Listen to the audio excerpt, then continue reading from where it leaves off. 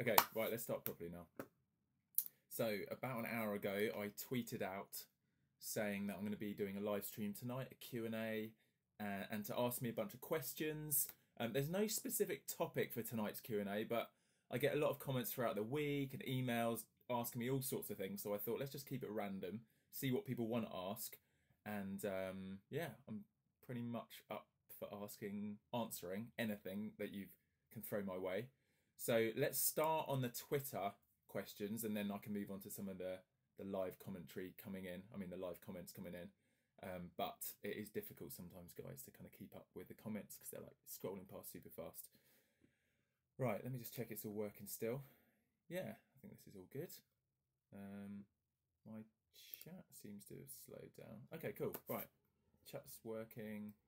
I want to make this bigger somehow. Maybe I can do it on here. Live control room. Oh yeah, this is cool. I think I found it.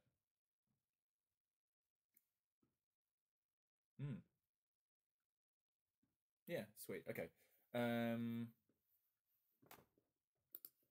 Yeah, so right. By the way, just as I was about to go live, Raya responded to a tweet from Candice saying that, you know, men are messy, basically. And I was like, yeah, she has got a point, because look, this is my desk right now as we're as I'm doing this live stream. So anyway, I volunteered an answer there that I am quite a messy person, as I guess you've gathered if you watch my vlogs. Right, so I'm just going to throw out some of these. First question, am I going to collab with more YouTubers this year?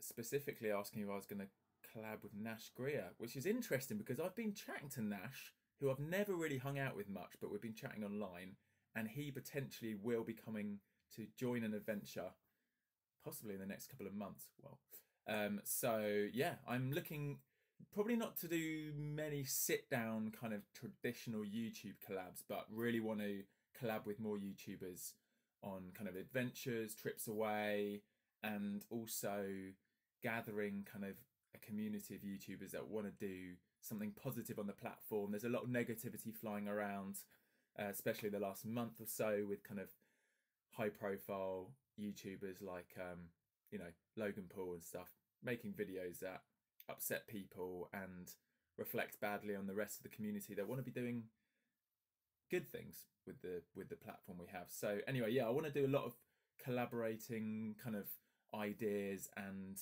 setting up really cool projects and helping other people with their projects that do leave a positive impact on the world around us. So that's kind of what this year will hopefully, you know, there'll be fruit from this year in different things. Can't be too specific right now, but anyway, that's the vibe. How do I feel about the challenge of being a vegan whilst traveling? Best and worst countries. I'm sure I've shared a bit on this before, but for me, some of you may not know, about 2.5 years ago, decided to go vegan. Many reasons why, but one was this Cowspiracy documentary I watched, which I'm sure some of you have watched as well. And it just really challenged me on kind of my impact on the world around me, my kind of how I'd grown up, and my kind of frame of thinking about the world around me. Anyway, put a lot into question. It's difficult because I'm traveling, and it's hard to have any kind of routine whilst you're traveling or stick to any kind of anything because everything's changing every day. But I did find that, although challenging, being a vegan wasn't too difficult. Especially my favourite food is Indian food, curry, and I've travelled to India I think twice since being vegan, and it's yeah, probably the best country for vegan food, other than maybe some real kind of some of the developed cities in kind of the Western world. There's, you know, obviously really good vegan places in LA and New York and London. But yeah, I don't know, difficult countries. There's some parts of Africa which have been really difficult, but I think some of the most difficult places are some of the kind of middle America states where, yeah, it's just kind of diners and nobody's vegan out there, so they just haven't catered for that. So yeah, I found that really difficult. Here's a fun one. What weapon would you prefer in a zombie apocalypse? All right, you've got to go for kind of probably a slightly shorter range weapon, but one you don't know. A gun is difficult because you're gonna have to be reloading constantly, and you might run out of ammo. Would you want a baseball bat? I don't know if any of you guys watch The Walking Dead, but I am a fan of The Walking Dead, mainly because of the psychological questions it puts in about humanity in a post-apocalyptic environment. But I don't know. Yeah, maybe quite like a samurai sword or a baseball bat or something. Anyway, let me flick to the live comments and see if we've got any you guys coming in.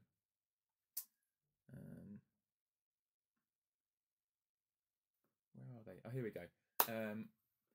Here we go. Someone called Knock has said, what camera do you use for vlogs and what camera would you recommend? That's great because those are two very different questions. I don't know if my camera's here actually.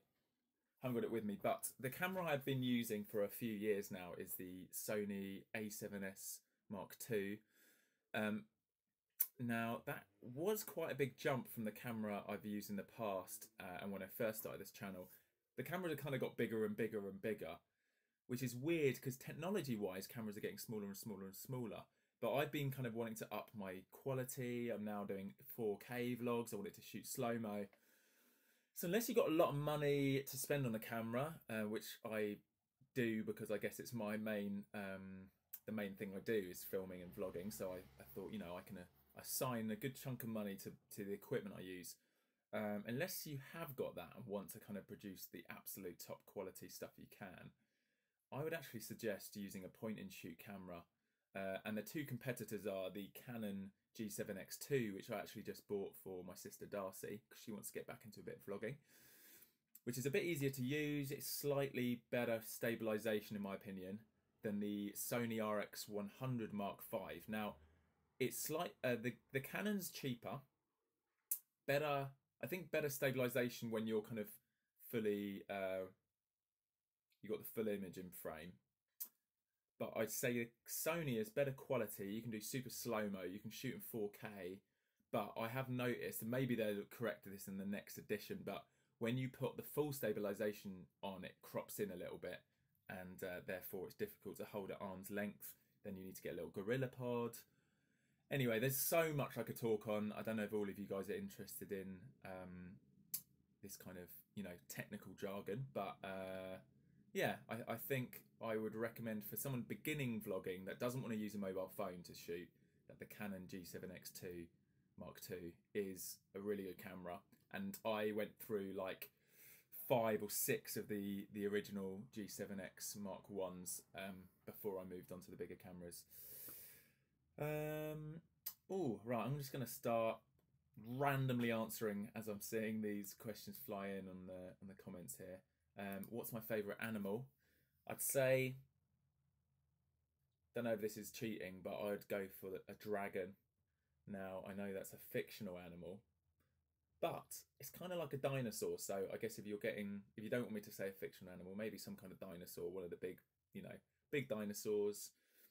But dragons are the coolest, I think. And then if I wanted a pet, I think something fluffy and small. Raya has definitely got me more into kind of dogs and puppies. So I'm sure at one stage we're going to get a puppy.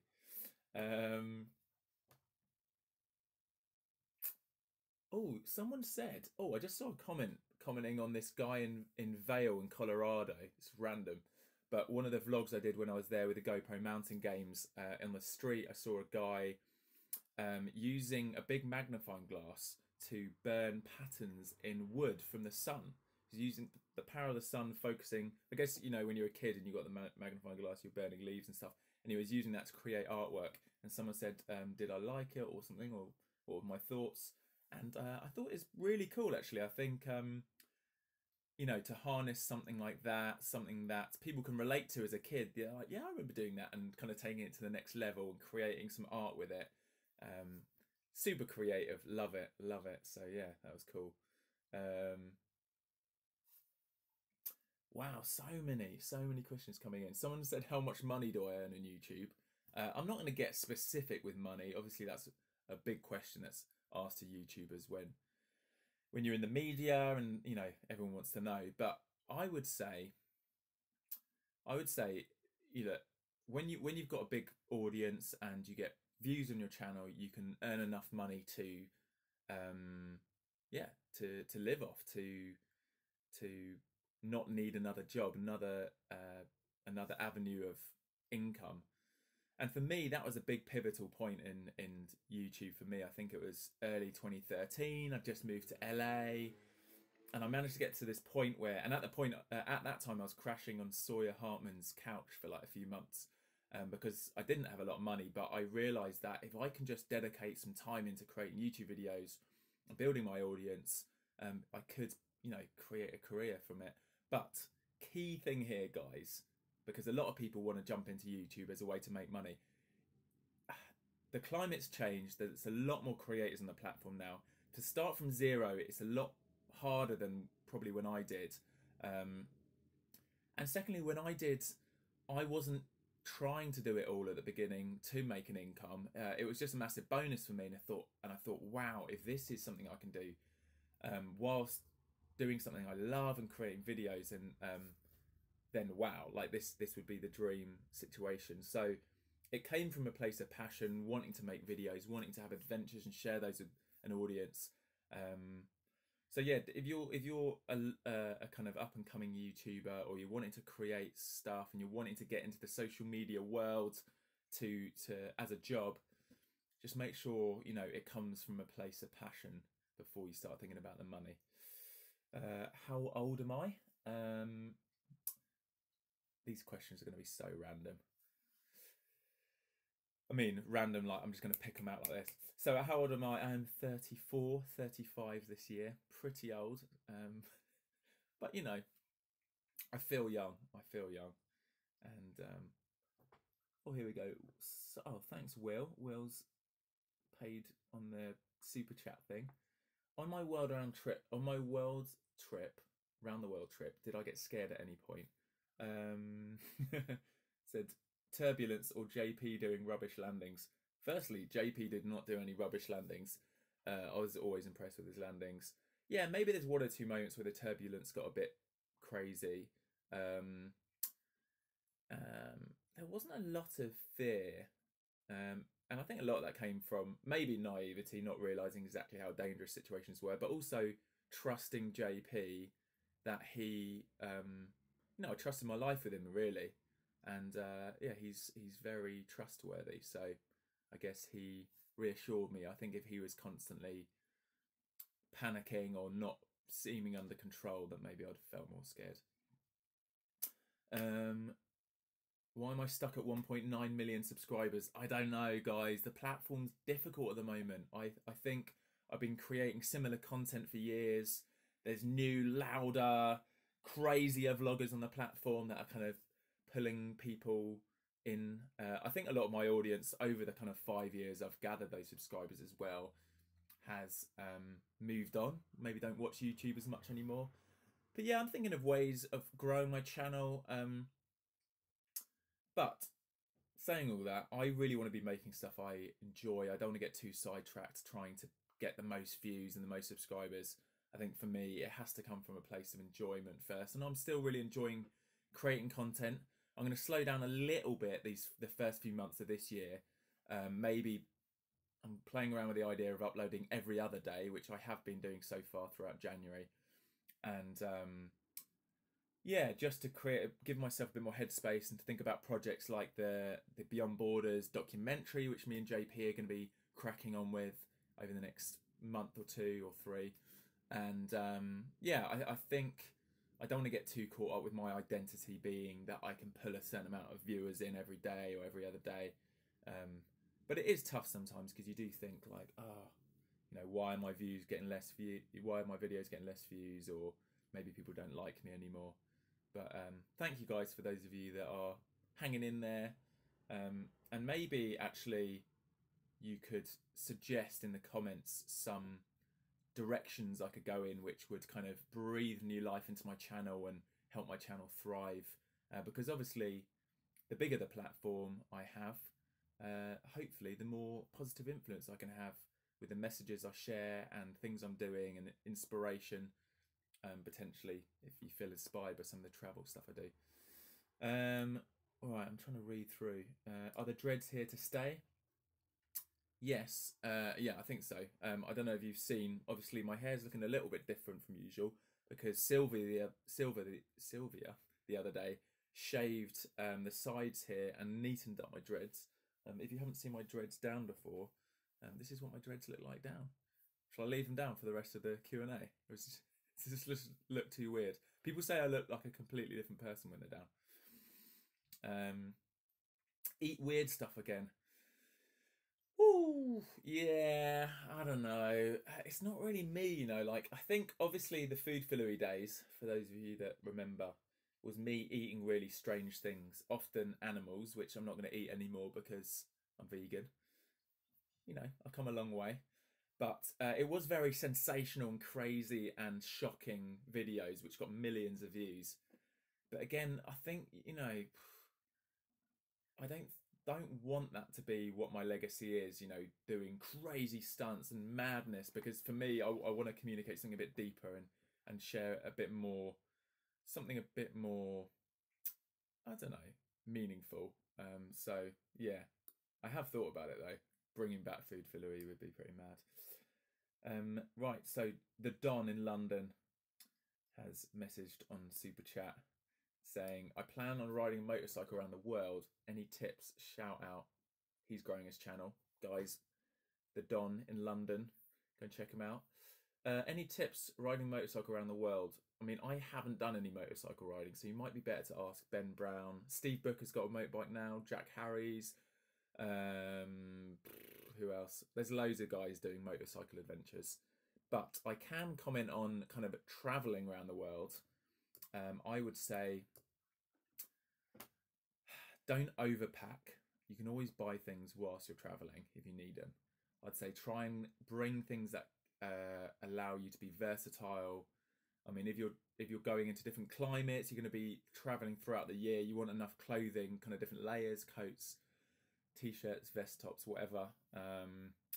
Yeah, just think about how you would charge if you're going to be doing real rural, remote kind of adventures, and you're not going to be staying places. If you're going to be camping, think of ways to charge stuff, battery packs, multiple batteries. There's a good video you could watch actually on my channel from just before we set off on the around the world flight trip, which was kind of what's in my bag kind of thing, like what I've packed. So there's some good tips there of kind of things to bring. But yeah, stay open-minded, stay inquisitive, and in the mind frame of not rushing but discovering the world around you as you travel, to connect with local people. It feels a bit weird sometimes if you're just used to kind of doing your own thing, especially in the Western world where we really keep to ourselves. But I would say try and reach out to the locals around you, try and connect with someone, ask them to show you around. You learn a lot more about a place if you're with a local. And yeah, just stay positive, because adventures tend to throw a lot of curveballs your way, and you can get a bit disheartened if things aren't going to plan. So yeah, don't plan too thoroughly either. Herb Derp has messaged saying, why not linger in exotic places for longer periods of time instead of rushing around everywhere so quickly, and not just posh hotels? A few things there, yeah. So obviously me and Raya both really prefer warm climates when we travel. But a lot of my friends are in the UK. So right now in January, I'd say it's the coldest and most miserable month of the year to be in the UK.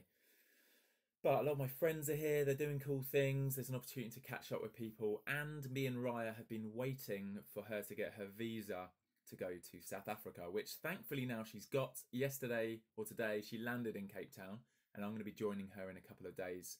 Someone did actually ask then when I'm going to Cape Town next, so yeah, I think I'm arriving on Wednesday.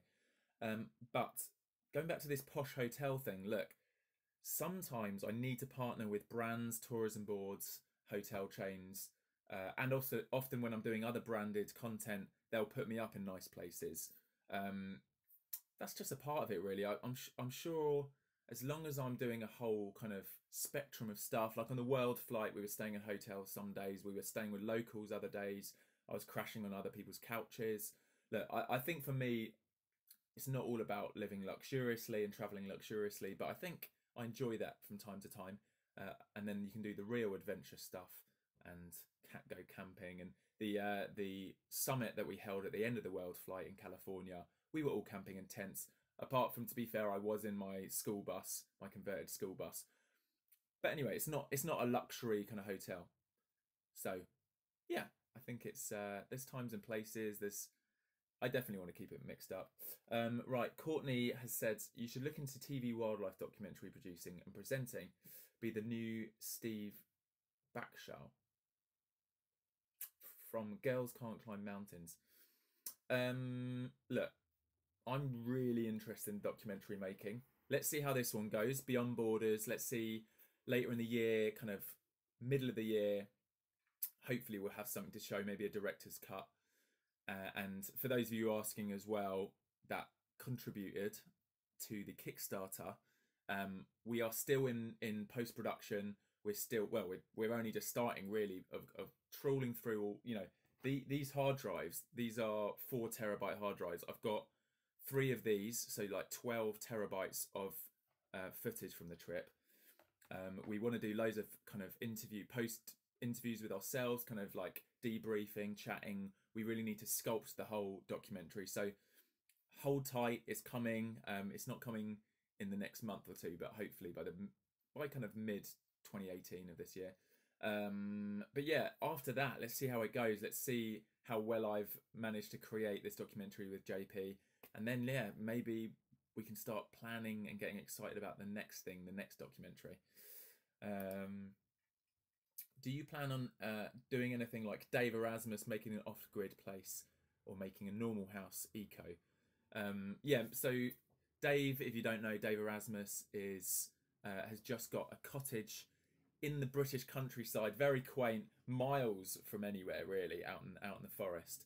And he's starting the next phase of his experiment. Last year he built a few little huts in the woods, and now this year he's got a cottage to play around with and try and make it kind of sustainable energy wise, but also a place for, yeah, I guess just maybe having a few people visit and a place to, yeah, I guess experiment with community and sustainable living and stuff like that. I want to be involved with that when I am in the country, but I'm not going to be in the country a lot of the year. I'm going to be in Cape Town, then I'm going to go over to LA later in the year. I think I still am trying to fit in place this bigger vision of getting a forest for myself and friends and building tree houses. Maybe there's going to be multiple locations globally that I do that. I can imagine one of them being in California, one of them, I guess, because of the connections and network of people in the UK, maybe one of them will be in the UK. But I just probably won't be spending the winter here. So yeah, as you know, the last few years have been kind of talking like this. So it's unraveling. We're kind of figuring things out. But who knows what's going to happen. Maybe an opportunity will present itself and I'll jump at that, or maybe I need to build stuff up a bit slower.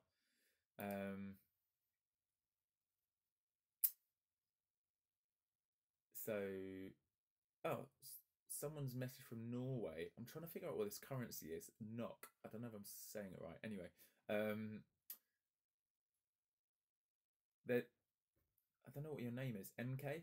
Anyway, this guy's just saying he'll show me around Norway if I visit Norway. I just want to thank you for all of you guys that kind of offer to show me around.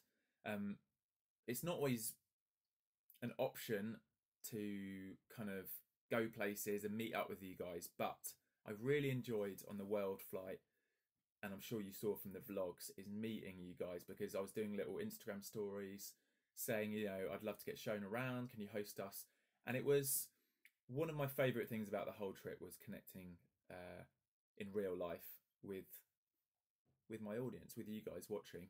So yeah, thanks. And if you do see I'm in a country and want to reach out, try your best. I can't promise anything, but yeah, I do really enjoy and love meeting you guys. So maybe I'll try and do some more organised meetups, or you know, Instagram missions or something.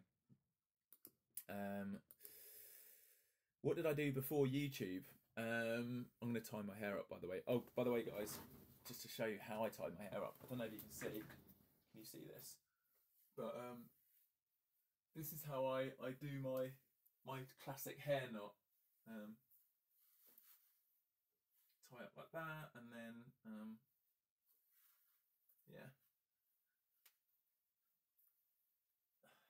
that way I can keep it all out of my face and stuff. I like letting my hair down occasionally. What was someone asking me?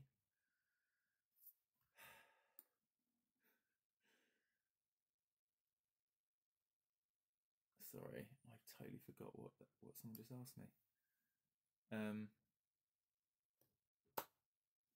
So many questions flying in, guys. Oh, before YouTube, that was it. I was waiting for someone to say. I did a lot of things in my life before YouTube. As I said earlier, I'm pretty old. I'm getting on. Before YouTube, if you've seen my Draw My Life video, you'll probably know. But I left my A-levels with an aim to do a degree course in graphic design. But in my year out, my gap year, I ended up getting a job with Sky TV doing 3D animation, which I was kind of just learning myself just as a fun thing, kind of experimenting with 3D animation. Really enjoyed it. Ended up working there for 2.5 years. From my work experience, I got offered a job, a full-time job. Really loved it.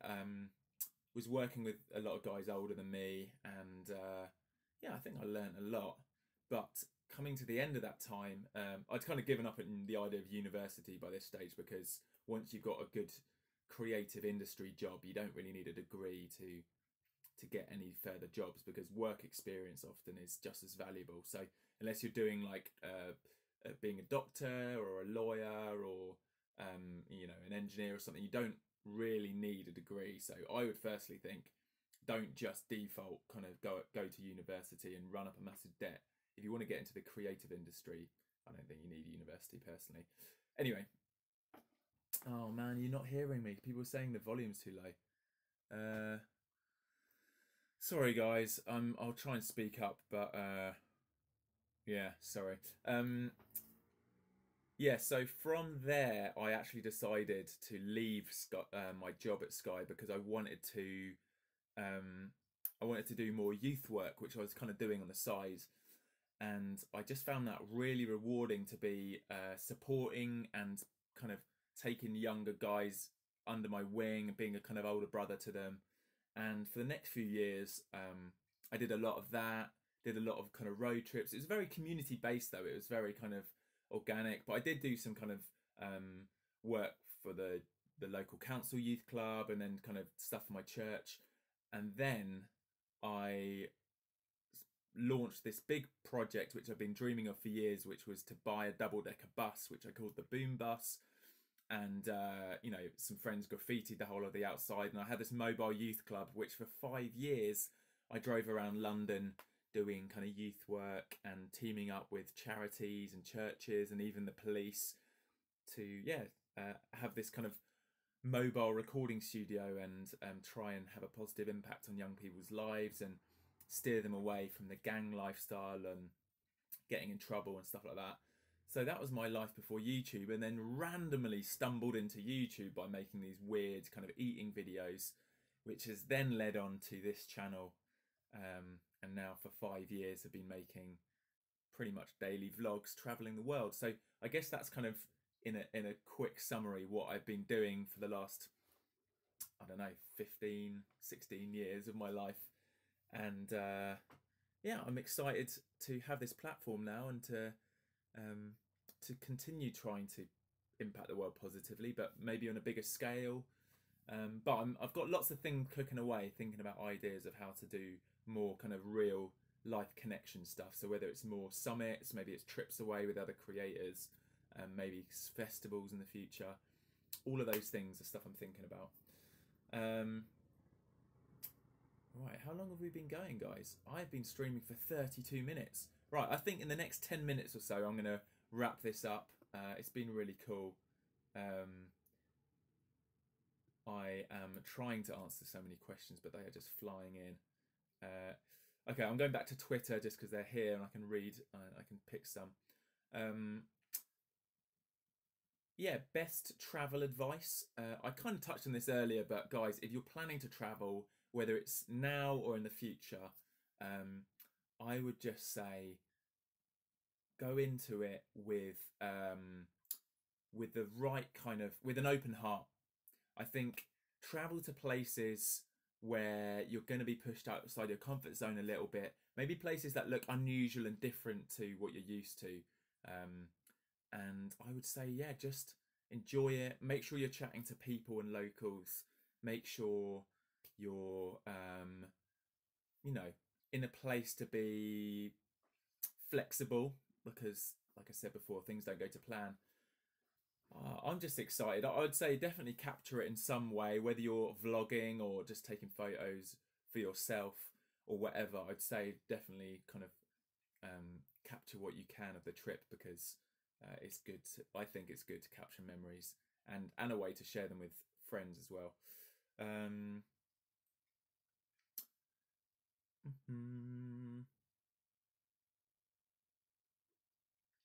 I'm just reading through. Someone mentioned, would I do another tour to South America? Because we didn't do South America on the world flight. We also didn't really go to Africa. We did go to Egypt, but we didn't go to sub-Saharan Africa. It is a shame that we made this global, you know, this documentary about global diversity and did miss major parts of the world, but we couldn't do it all. We had a bit of a time restriction, and we did fly a relatively direct route, kind of around, as direct as we could, around the world. So we weren't really going to zigzag across it loads. But yeah, it would be good to do more projects. I really enjoy doing the interviews on the world flight, chatting to locals, learning about them. Maybe I can incorporate some of that into my normal vlogging, which would be cool. So many good questions here, guys. I guess this is why people don't do Q&As live. Often they kind of collate the best questions they're getting asked.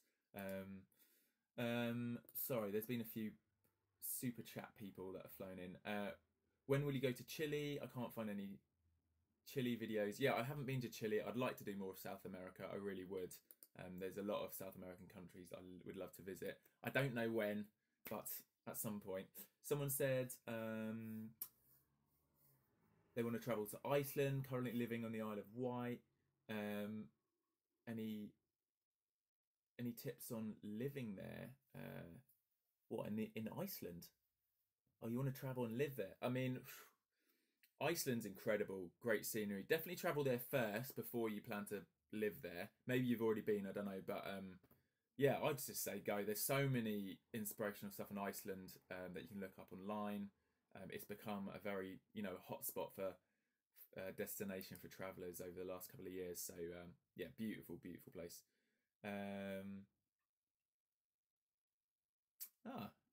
Someone said they remember me on the boom bus and coming to youth events and stuff. So yeah, cool. Any big trips this year that aren't secret? Yeah, I think I'm definitely guilty of saying I've got loads of secret projects in the works. But yeah, Cape Town, definitely in the next couple of days I'm going to be over there, and then I'm hoping to, oh yeah, something I can tell you guys about. In April, I've just agreed, literally last night agreed, to do a cycling trip down to Morocco. So it's from the UK down to Africa. I've done no cycling before, so this could be physically very demanding. I did mention I was going to do this to JP, who, if you remember, cycled from LA to New York, and he said maybe I don't need to do training, maybe I can just kind of train on the go. But I might do a bit of training. I don't know. I'll figure it out. But that's one trip. Middle of April, I think we're leaving, 16th or something. And I will keep you guys updated, because it might be that if you want to join us, you could come along. We're doing a fundraiser for the charity I used to work for in South London called Regenerate. If you've seen, we've done some trips with them to Kenya and Romania and stuff. So yeah, we're going to do this big cycle ride. I think there's like 10 of us at the moment. But yeah, if you want to join, maybe this would be a fun trip for you to come and join on. Right, I think someone's saying, whoa. I think someone's saying I should come to Northern Ireland. NI, does that stand for Northern Ireland? NI, what does NI stand for? Anyway, yeah, I've been once to Northern Ireland, but I'd love to explore Ireland and Northern Ireland a lot more than I have, because I've only been once or twice in the past. Yeah, Northern Ireland, yeah.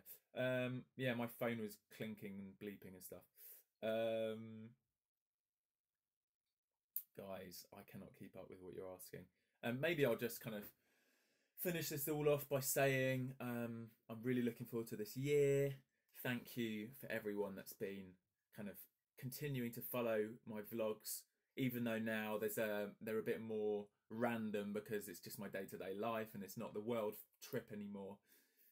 But yeah, I'm hoping this year I can continue to up my kind of content game. Maybe a lot of the actual the message of my content, and maybe switch it up a little bit so it's not just daily vlogs following me around and documenting my days, but sharing maybe other people's stories as well. And yeah, also having some pretty epic adventures. My big dreams and goals for this year would be to deliver the documentary for you guys, to potentially have that on a bigger platform outside of YouTube. My dream would be Netflix, but you know, we'll see. And yeah, I think as well, if I can find some way of the beginning steps of this dream of getting a patch of forest potentially in California and starting this kind of treehouse community would be incredible. So that's where I'm at in life, guys, and I hope that you'll follow on, continue following on with my adventures. And also I'd encourage you to plan and dream up your own adventures as well, and yeah, push outside your comfort zones. Approach whatever you're doing in life, approach it adventurously, whether it's traveling the world or whether you've got an office job or whether you're still at school. Keep living the adventure, and I will catch you guys tomorrow. Peace out, enjoy life, and live the adventure. Boom.